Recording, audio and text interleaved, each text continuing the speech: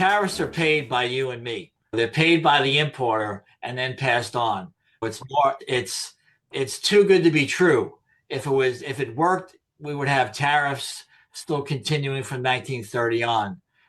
So it's snake oil, but here we go again, as Reagan would say. As we prepare for a new Donald Trump administration and as Democrats are still trying to figure out what the hell hit them, our focus today is on Ronald Reagan, to whom many Republicans have compared to Trump. Trump is expected to push for another big tax cut directed largely at the wealthy and big business, and he's argued that everyone will benefit. It's the old trickle-down theory for which Reagan was famous. Reagan said government's the problem, and that seems to be Trump's attitude as well. Our guest today is Ed Oswald, a partner in an international law firm that specializes in infrastructure financing and tax-exempt bonds. He's a fellow of the American College of Tax Counsel and served as an attorney advisor in the Treasury Administration during the Clinton administration. So I think he's a pretty good source to talk to about this issue today. Ed's just out with a new book, From Ronald to Donald, How the Myth of Reagan Became the Cult of Trump. Now, that's an interesting title. So welcome, Ed, to the Lean to the Left podcast. I really appreciate you showing up here today. Thank you. Bob, my pleasure to be with you today. Thank you. Hey, so tell me, what are your thoughts, just to start with, what are your thoughts about the situation now that Trump prepares to assume the presidency? To be honest, I am surprised by the results. I thought that Harris did a terrific job within the 90-day window. I think she generated a lot of energy. Obviously, she was limited on time, but I think she closed strong, where I don't think Trump did. Really, Bob, trying to digest the consequences here. And I'm taking some of the circular firing squad now that the Democratic Party is known for with a grain of salt. Because I think really, and I think you believe this as well, that many of the policies that Biden put in place are actually good for the working man or good for the working class. He joined a picket line. He created a lot of metal bending jobs, if you will, with a lot of his legislation. He's, I think, been good for union wages. Mm-hmm. And I'm just trying to digest the consequences. It's hard to understand, in a way, that 71 million people ended up voting for Donald Trump with those circumstances that you just described, because this country is doing better than it was before. Now, the title of your book fascinated me, How the Myth of Reagan Became the Cult of Trump. Fill us in on that. What are you talking about? Yeah, thank you. It came of political age when Reagan was elected, and I've been enamored with him in many ways in terms of, to me, what a transformational president he was. He was really the springboard, I think, to our current political and economic world that we live in today. Clearly, as I noted, transformational. And what I really focused on, really as a professional lawyer, as someone who worked in the Treasury Department, was the myth of Reagan.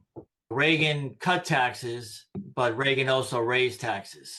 Reagan was not good for the working man, yet Reagan had a gift. As you would know, Bob, Reagan was nicknamed was the great communicator. And he certainly was. He was a movie star, a TV star, two-term governor of California. He worked for GE for many years, walked factory floors, learned how to talk to the working man. As in 80 and 84, you had so-called Reagan Democrats who voted for him, although Reagan was largely anti-union. And I was always captivated how Reagan performed that magic trick, including, as I know we'll get into a bit more, his notion of trickle-down economics, which, over time really did hollow out the middle class. So it was that mythology that captivated me, and how up until Trump, the GOP was really still captured by the myth of Reagan. Mm-hmm. Mm-hmm. And that being that the whole ethos of the party for almost 4 decades was, one, government is the problem, and then two, tax cuts weighted towards the wealthy are their solution to any economic ill. And that's really where the GOP was until Donald John Trump came along. Yeah, you started your first chapter. Your first chapter is Government is the Problem. So fill us in on what that's all about. Yeah, Reagan throughout his career, even pre-politics, like with I guess any person, there's a paradox and a disconnect, etc. And Reagan was really a New Dealer. Reagan's idol for most of his life was FDR. He was a Democrat for up until the early '60s. Mhm. What turned Reagan around in terms of government to me still remains a bit of a mystery. You could argue that he was just sick of paying high tax rates. That perhaps is too simplistic. Perhaps he felt the Democrats are weak on communism. It's really hard to figure that out. But on January 20, 1981, Reagan famously said in his inauguration speech, um, the solution to our problem is not government. Government is the problem. Okay. And that really set the table for conditioning the people that the role of government, the role of institutions should be minimized, should be negated. And as Bob, one of Reagan's well worn jokes on the rubber chicken circuit was the nine most terrifying words in the English language are, I'm from the government, I'm here to help. Yeah, that's a famous one, and it's recounted many times by politicians as they go on the stump. And I think that was, as you say, that was chapter one. We tried to set the stage for Reagan's brand, Yeah. what I felt Reagan believed in, albeit it didn't make sense. Even in his hometown of Dixon, Illinois, got significant federal aid as he was growing up. Mhm. It's bashing government is a longstanding practice in Washington D.C., but Reagan took it to a high art form. Okay. Now you contend that U.S. tax policy has been hijacked by the Republicans, that their trickle-down tax cuts actually trickle up.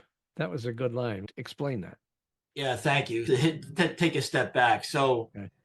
historically, whether it be Republican or Democrat, from really World War II up to 1980, there was not a significant difference in tax policy between Democrats and Republicans. People believed in a balanced budget, people believed on paying their bills, and no one really took a swipe at the New Deal, at least in terms of subsequent Republican presidents after Roosevelt.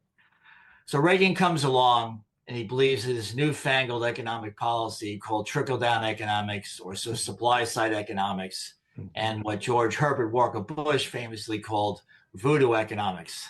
And the notion is if we cut taxes for the wealthy, that will lead to significant economic activity. That economic activity will trickle down to the lower tiers of the tax code.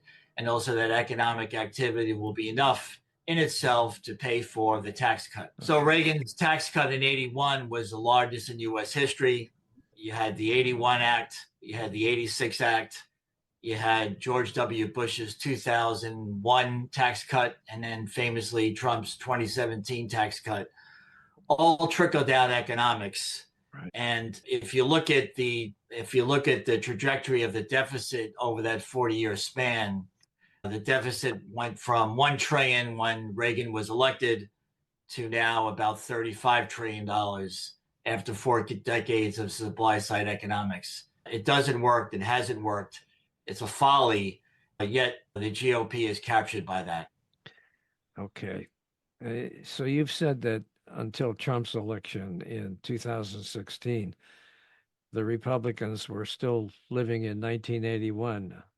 Explain what you mean by that. Yeah, given, I'll say, the feeling of the GOP with Reagan's win in 1981, which is significant and is somewhat of an electoral landslide in 1984. Reagan's policy myths were twofold. One, government is the problem.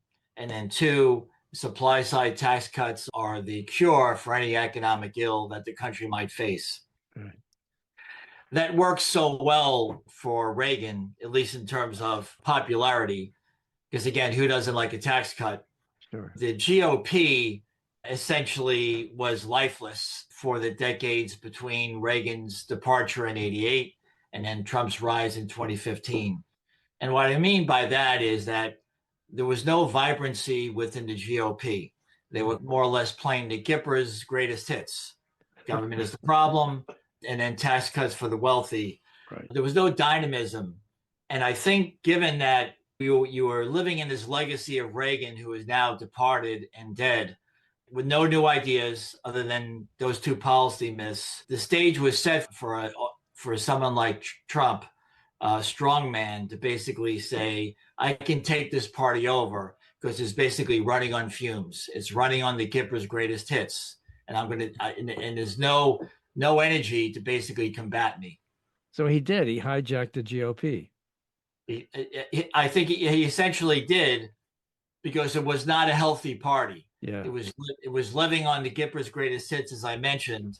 No vibrancy, no new energy. It was whatever worked in 81 would work now. And as just in terms of GOP rhetoric, if you look back, it's a bit comical. But anyone who ran, any presidential candidate who ran post Jimmy Carter was Jimmy Carter. Obama was Jimmy Carter. Biden's Jimmy Carter. Right. John Kerry's Jimmy Carter. It's like they can't get enough of Jimmy Carter in 1981. They just love the Reagan magic. They love the Reagan magic. Yeah, I know. And Jimmy Carter hung on and hung on and hung on so he could vote against Trump. I wonder how the poor man feels now. I know. Yes, I know.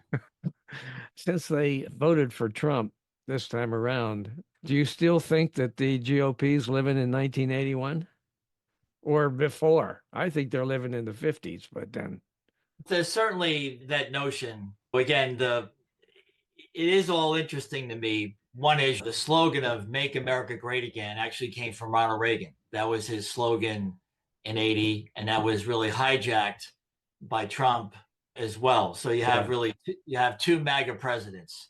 Right.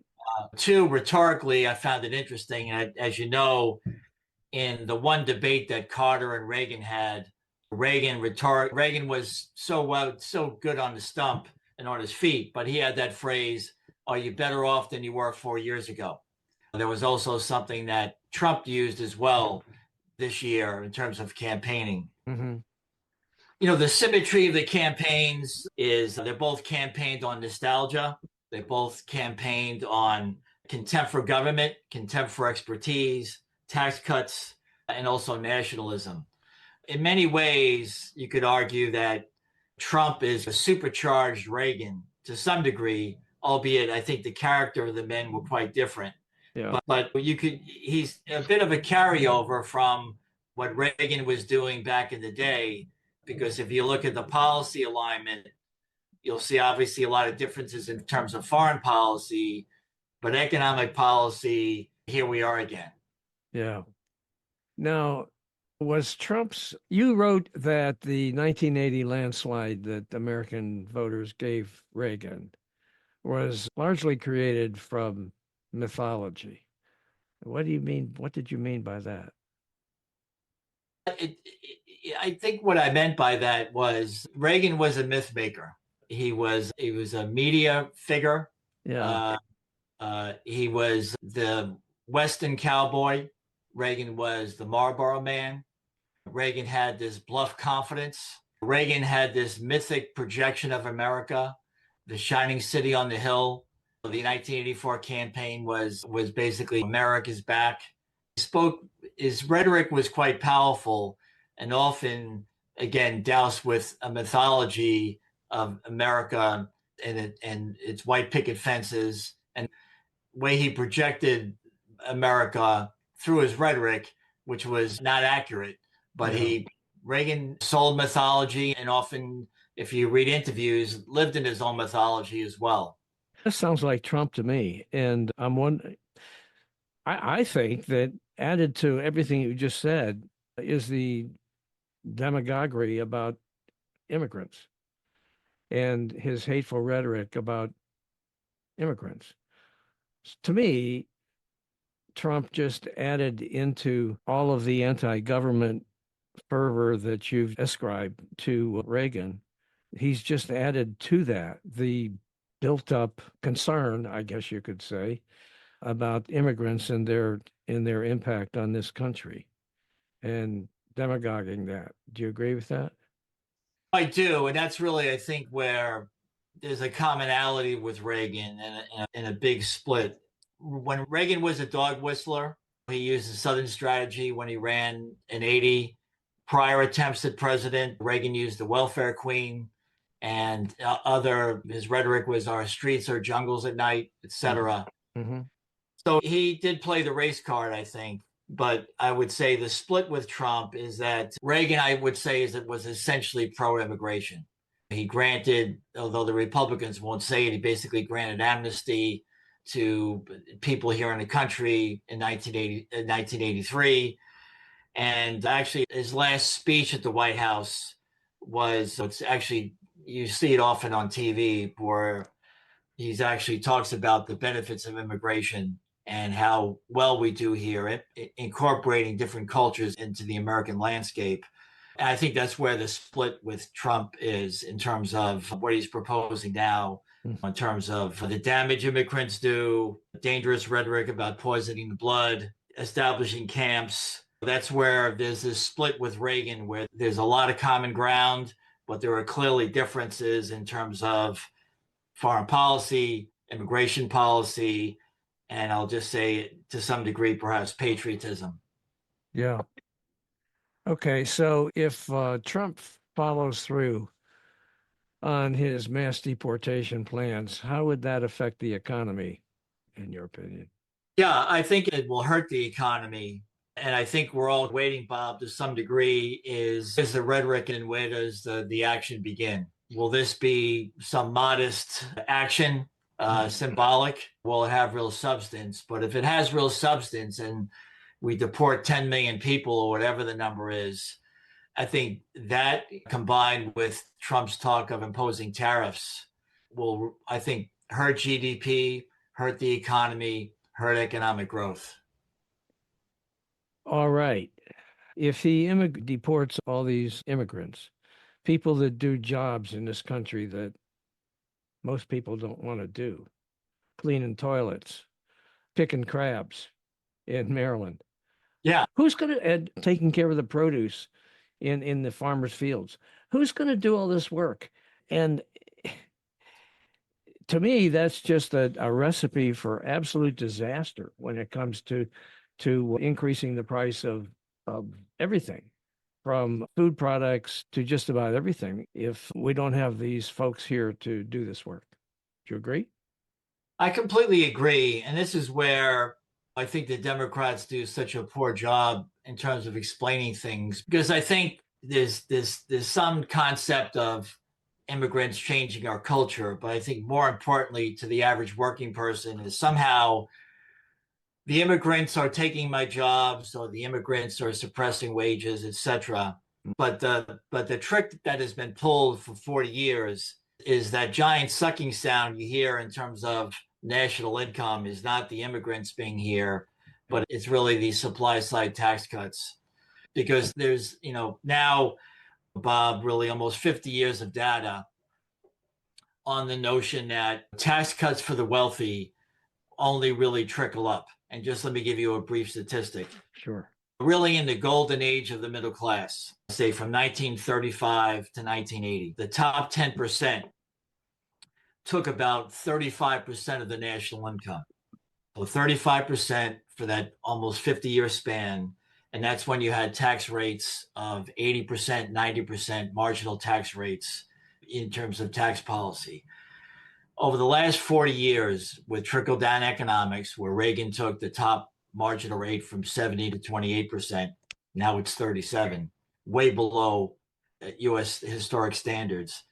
The top 10% of this country now take 58% of the income. So it's gone from 35 to 58, and in a few years, it'll be 60.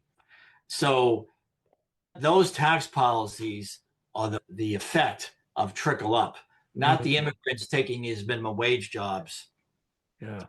And I wish that the Democrats could explain this better. As Bill Clinton really did rhetorically condemn the Bush-Reagan years as the years of greed, but didn't take it any further Clinton raised taxes, but marginally. Obama raised taxes after Bush, but marginally. The Democratic Party has not done a good job explaining any of this history, and 50-year tax policy is now that has been abandoned, that really was in place during the golden age of the middle class. They missed that. And without being able to explain that, when Trump says tax cuts, everyone loves a tax cut and no one looks any further. And it's a missed opportunity again and again to me. Yeah, and not only has Trump now promised a tax cut, but that'll benefit the wealthy once again. But he's combined that with his talk about the tariffs to help pay for that tax cut. And you've just said that the combination is deadly, correct? It is. I tell my wife, I just say it's just more fool's gold. Yeah. When Reagan introduced supply side tax cuts, which George Herbert Walker Bush called voodoo economics, because it is, tax cuts don't pay for themselves. It's too good to be true. It's like Reagan, some rocket scientist, that all of a sudden found this out after 2 centuries in America. Yeah. The tax cuts pay for themselves, really? Yeah. And here we are again, Bob, where tariffs are paid by you and me. They're paid by the importer and then passed on. It's too good to be true. If it worked, we would have tariffs still continuing from 1930 on. So it's snake oil, but here we go again, as Reagan would say. Ed, you are a tax expert. That's your job. That's how you've made your living all these years. So explain to us, how do these tariffs work and who will pay them? Yeah, fair enough. Tariffs were a large source of revenue for the federal government, Bob, through 1910, 1920. The first income tax code was 1913. That's when we started to switch. Okay. Prior century, tariffs were even more common. Tariffs were largely abandoned after the Great Depression because of the fact that they curtailed trade, shrunk economies, and they're retaliatory. If we impose a tariff on Great Britain, we'll impose a tariff on us.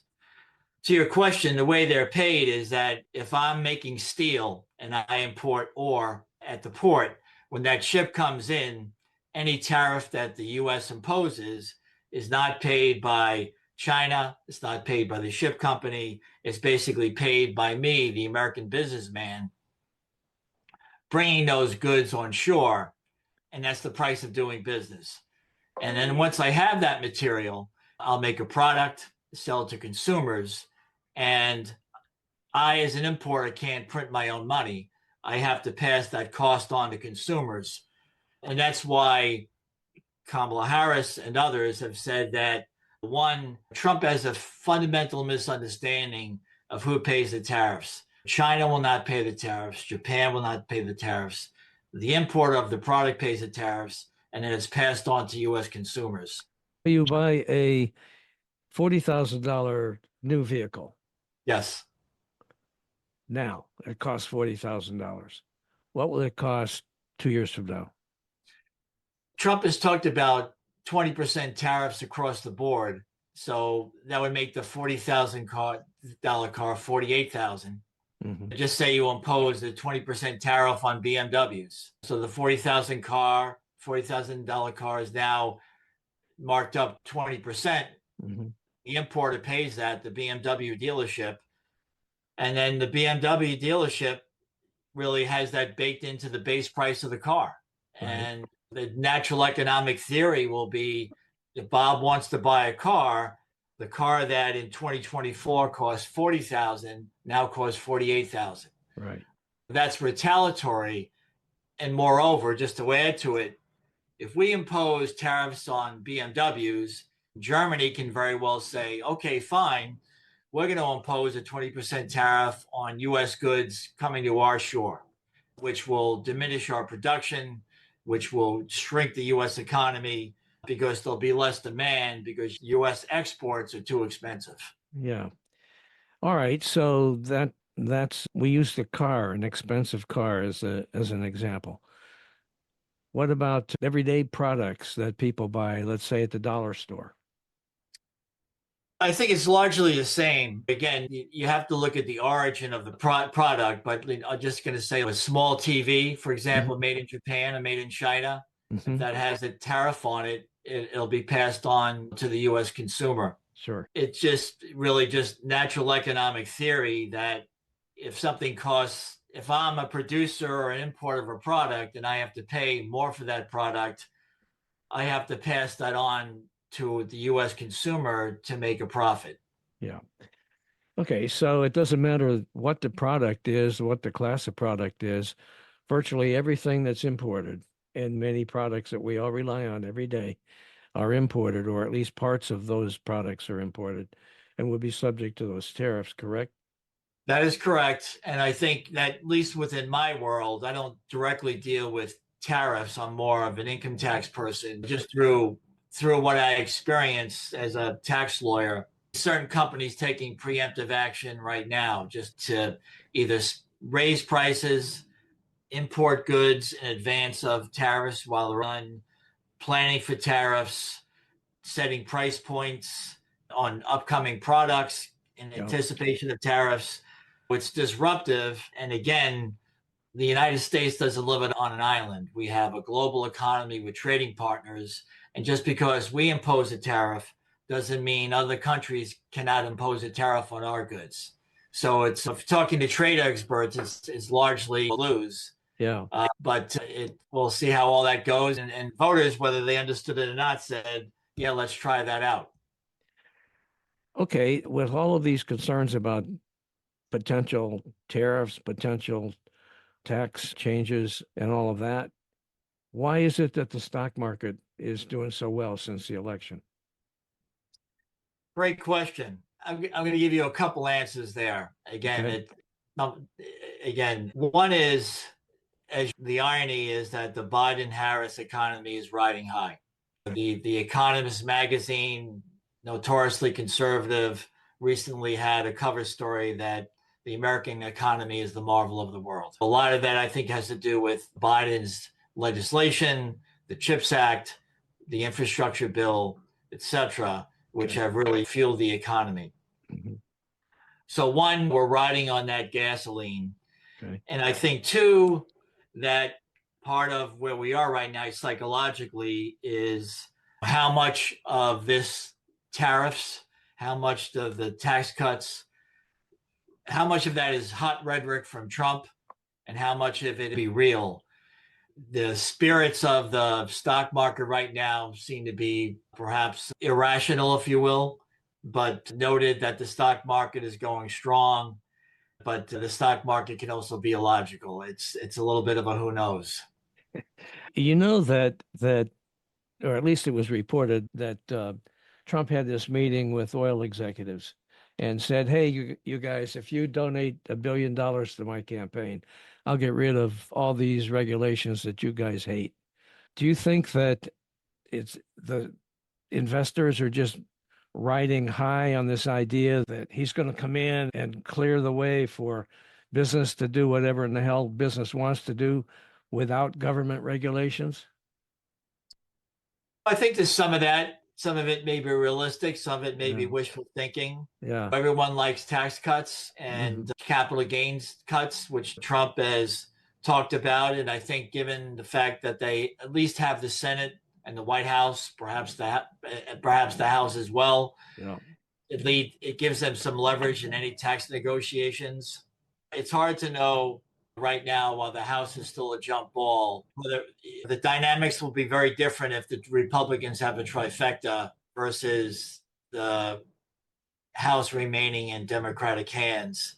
I Yeah. think that will, I think, Bob, that's really the big unknown here, whether there's really, in many ways, unchecked power or there's some check on the House side. Yeah. Okay. You close the book with a chapter entitled "In the Twilight of an Idol, the Chickens Come Home to Roost." What's that about? Yeah. So I read that chapter and a lot of it's focused on guns. it is. Yeah. Certainly the beginning of it is Yeah. focused on guns. Like, Yeah. true. I think we were looking for a way. to say, to wrap up the book in the way that Reagan was a transformational president, and the country changed significantly in 1981 when he was sworn in terms of economic policy, tax policy. Reagan was an outspoken advocate of the NRA. And as you note, the first few pages deal with assault rifles, some of the massacres we have had in schools. And also Reagan's legacy a bit for being a bit of a fabulist. We have some quotes there from Pat Buchanan, one of his aides, where Reagan would sometimes go off on stories that were not true. He would go off on stories that were from a movie plot that he thought were accurate. He was a big reader of Reader's Digest. He spouted rhetoric from the Birch Society. It was this notion of Reagan's truth, what Reagan believed. Reagan believed that tax cuts pay for themselves, and they don't. Yet, let's embrace that fiction. Okay. It's the notion that trees create air pollution. They don't. Although Reagan said that, kill the trees, so let's believe in that. Let's discount what George Herbert Walker Bush said about Reagan's policies, economic, being voodoo economics. Right. That's true, but let's discount that. So the GOP is living in Reagan's mythology, now Trump's mythology, that don't believe your own lying eyes, believe what I say to you. Yeah. And that's really what the chickens came home to roost is about. Basically, the legacy of Reagan, the 40 years of being captured by the myth of GOP and Reagan's notion of America, now moving to Trump's version of America. Okay. All right. Where can people find your book? Amazon, I presume. Yes. Thank you, Bob. So I'm Amazon there, and also the publisher is McFarland. You can also find it on the McFarland publishing website. Okay. And you have a website of your own. I do. EdwinGoswald.com. You'll find a little bit more about me, a bit about the book, why I wrote the book, etc. Okay. So thank you for mentioning that. Absolutely. All right. I want to take a minute at the close of this to also mention the fact that I've just published a new book. It's called Hijacked Nation, Donald Trump's Attack on America's Greatness. It's a sequel to a 2-volume work from 2020 that I co-authored with another writer by the name of C.J. Waldron, and Chris Waldron also is a co-author of this latest book. At any rate, it's instructive. It's a book that uses essays from our website, our blog site, also called Lean to the Left, that tracks Trump's actions and Republican actions since the 2000 attack on the Capitol, and going forward until now. And I think it helps us understand what some of the factors were that went into Trump's eventual victory. And that book also is available on Amazon and Barnes & Noble. So thank you, Ed, for giving me 2 seconds to talk about that. I like your book. I'm going to pick that up. Thanks so much. I appreciate it. And so with that, is there anything else you'd like to add?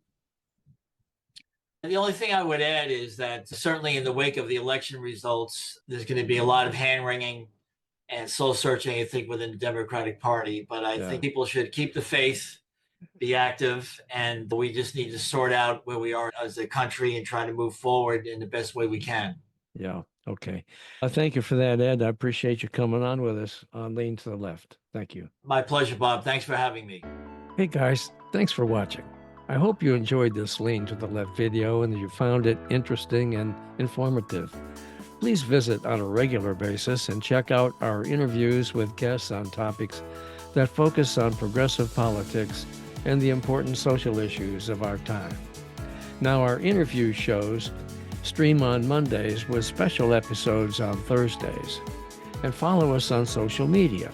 Facebook at Bob Gaddy and the Lean to the Left podcast. Now, it's 2. Bob Gaddy is 1 Facebook page, and the Lean to the Left podcast is a 2nd Facebook page. Twitter at Lean to the Left 1. Instagram at Lean to the Left 1. TikTok at Lean to the Left. LinkedIn at Bob Gaddy. and YouTube at Lean to the Left. Now, I hope you'll support Lean to the Left as well so we can keep things going. Just click on the Donate tab at the top of the leantotheleft.net homepage and contribute by buying me a cup of coffee. That'll really help and would be much, much, much appreciated. Now, this is Bob Gaddy signing off for Lean to the Left. Thanks for sharing your time with us.